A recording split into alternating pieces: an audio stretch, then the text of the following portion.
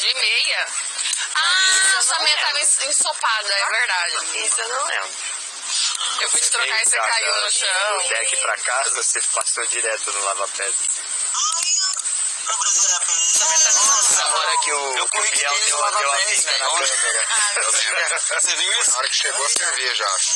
Você foi correndo lá pra baixo. Não, tava lá quando chegou. Vem, Gabriel tirou o tempo do Teve uma hora que você se... Tava aqui mesmo. Ah, não, foi. A gente tava indo...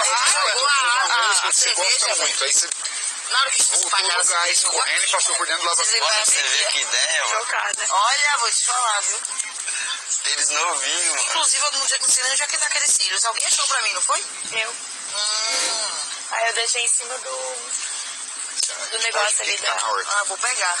Será que eu já peguei? Será que a gente pode pegar um jeito? Pegou não, tá lá. Então Eu vi uns cílios lá. Pode, então. Tá na... É a única salvação que eu tenho. Isso, Sim, em cima do negocinho. Vamos lá, cara. Nós demoramos pra arrancar a cabeça daquele cavalo. Demoramos um Jojo com aquela cabeça foi Fiquei com a demais. cabeça no tempo também. Sim. Ó. É, pegar uma só manjericão, pra fazer... aprender hoje com os papelzinhos que ele já foi fazendeiro. E eu achei que era... Botou? Pode de coco.